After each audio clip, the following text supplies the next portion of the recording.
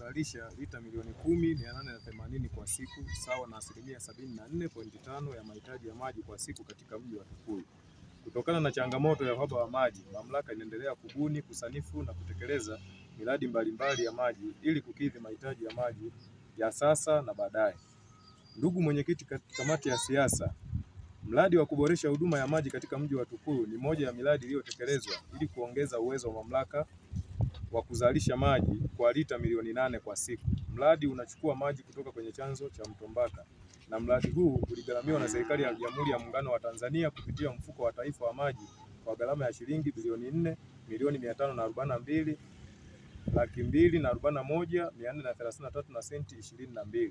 Utekelezaji wa mradi ulianza mwezi Agosti 2021 na kukamilika mwezi Oktoba 2025.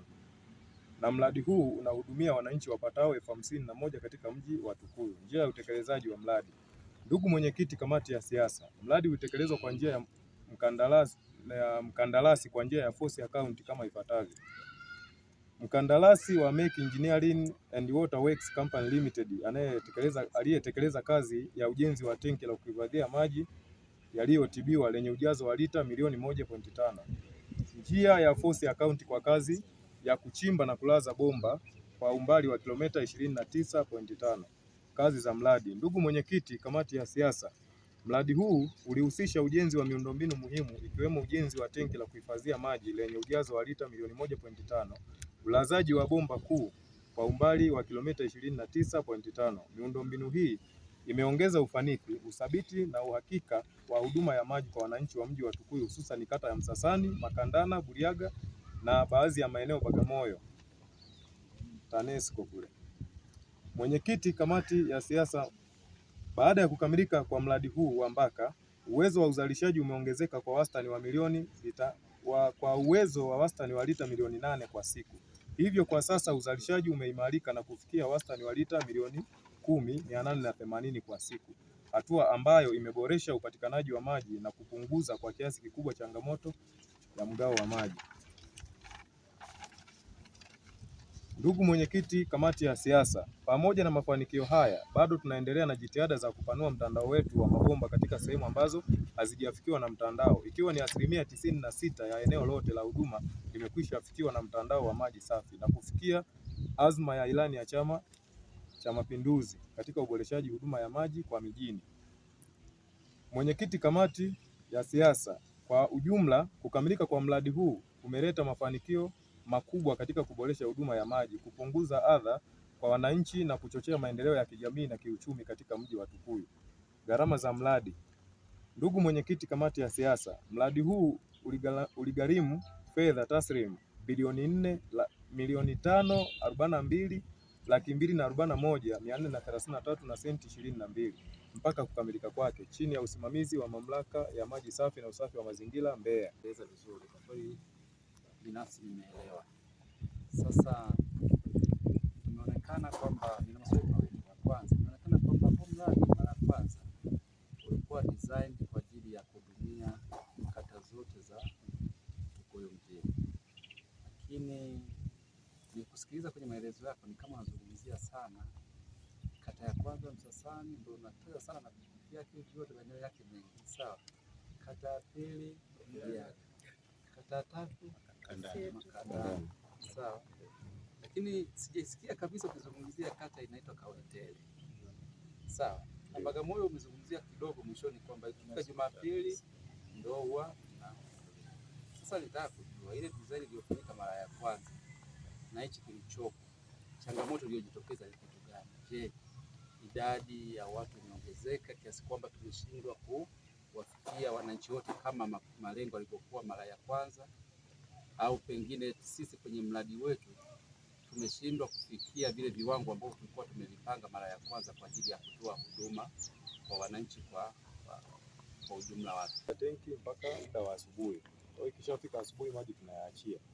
Kwa hiyo tunavyozungumza sasa hivi line zote inayoenda Buriaga inatoa maji, inayoenda Makandana inatoa maji na inayoenda Mabonde kwa maana ya Msasani ya Mabonde A, Mabonde B, Kasieto, Njonga pamoja na Mbegeli. Maji yanaenda kwa wakati mmoja kwa muda huu tunavyozungumza. Ila tuna baadhi ya siku, mfano siku ya Ijumaa Jumamosi na Jumapili ndio huwa siku ambazo tunalazimika kuwa na mgao, kwa sababu ni siku ambazo tunakuwa hatujazi tenki, na tunafanya hivyo kwa ajili ya kufanya maji yaende mbali zaidi. Kwa mfano, kuna wale wananchi wa Kasieto mwishoni kabisa, kuna wengine wa Ndiongo, ukifika lile bonde ukishuka na kupanda, wale wa mwishoni kabisa. Kwa hiyo tunalazimika zile siku ndio ziwe siku zao za kupata maji, ili lengo ni kuwapa wote uwiano sawa wa maji, sababu ukisema sasa hivi tuseme tuyapeleke kule, yanakuwa yanashindwa kufika, kwa sababu Buyaga tunalazimika yaende maji kwa wakati huu. Tunakuwa na migao, kwa maana hapa katikati ukiangalia sehemu ya tulipotoka pale kwenye barabara iliyoshuka sekondari kule ni mteremko mkali. Kwa hiyo automatic maji tukiyaachia lazima yanakuwa na faida ya kukimbilia kule. Kwa hiyo utakuta wananchi wa Lutherani kule lazima maji yasipande, na usiku tunalazimika tena tulijaze ili kesho tena tuweze kufanya migao hiyo. Kwa hiyo tunalazimika kufanya hivyo.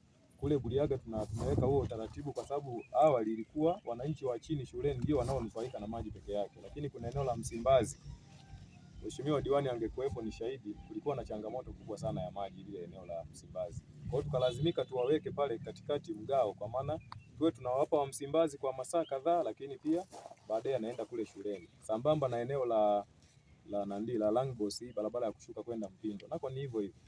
Miundombinu ilivyoenda pale ni mteremko mkali, ukiruhusu tu pale gate valve pale tunapozungumza shuleni, maji hata kama tungesema tufanye hivyo sasa hivi hayataenda. Kwa hiyo maji yanakuwa na faida ya kunandi. Kwa hiyo tunalazimika yakae basi labda muda mrefu, siku 2 siku 3, ndio maji yaweze kunyeyuka, wakati huo tayari kwenye tenki yameshaishi. Ukienda maeneo ya Makandana ilivyokaa, kuna kushoto na kulia. Ukiishia eneo la hospitalini pale wanatumia laini ya kutokea huku Rungwe.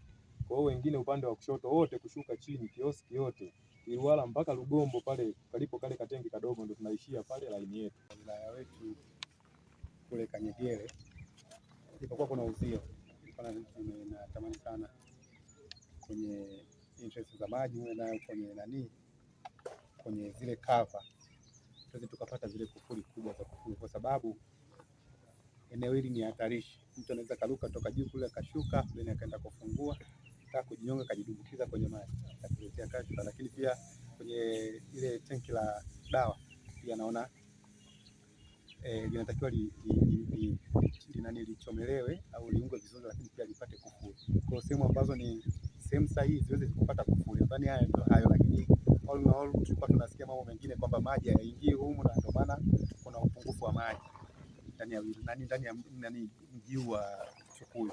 Lakini sasa leo tumefika kama wajumbe wa kamati ya siasa ya halmashauri kuu tukiongozana na mjumbe zetu mkuu wa wilaya, tumeona jinsi hali halisi ilivyo. Kwa hiyo Wanarungwe wasichukue ile dhana ya kusikia maneno ya watu huko kwamba maji sasa yanakuwa ni machache, kwa sababu ili tenki lilijengwa kwa mapungufu. Halina mapungufu yoyote, linaingiza maji na linatoa maji kwa kata hizo zilizotajwa. Nadhani na mheshimiwa mwenyekiti naye pia wa halmashauri ameenda mbali zaidi, akahoji kwamba tulitegemea kwamba hili tenki linaweza lika accommodate hizi kata za Tukuyu mjini, lakini bahati nzuri engineer ametueleza kwamba kata zinazotakiwa ku accommodate kulingana na mradi ni kata 3, lakini tumeipendelea pia kuiongezea Bagamoyo. Kwa hiyo sasa wajue hivyo kwamba tenki linaendelea kufanya kazi. Fedha za Dr. Samia Suluhu Hassan zimekuja sehemu sahihi, na wananchi wa wilaya ya Rungwe kupitia mji huu wa Tukuyu wanaendelea kupata maji. Baada ya kusema hayo, asilimia kubwa tenki hili uweze kukamilika. Na tumshukuru Mheshimiwa Rais kwa kutoa zaidi ya bilioni 400 na milioni 500 kuweza kukamilisha tenki hili, kwa sababu kulikuwa na kilio kikubwa sana cha maji kwenye wilaya yetu ya Rungwe, hasa kwenye jiji la Tukuyu.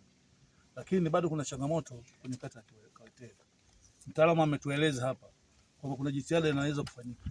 Tukuombe usukume, kwa sababu kule kuna taasisi ya jeshi ya magereza na wananchi kule ni sehemu ni kilio kikubwa sana swala la maji katika kata ya Kawetera. Ni kuomba kama taarifa hizi kufikia utusaidie tuweze kumaliza kero hii, kwa sababu sisi ndio wenye duka na nyinyi ndio wauza duka. Lakini mwisho kabisa tumshukuru Dr. Samia Suluhu Hassan, amefanya kazi kubwa sana. Tangu uhuru kulikuwa na changamoto kubwa sana kwa ajili ya maji katika mji wa Tukuyu.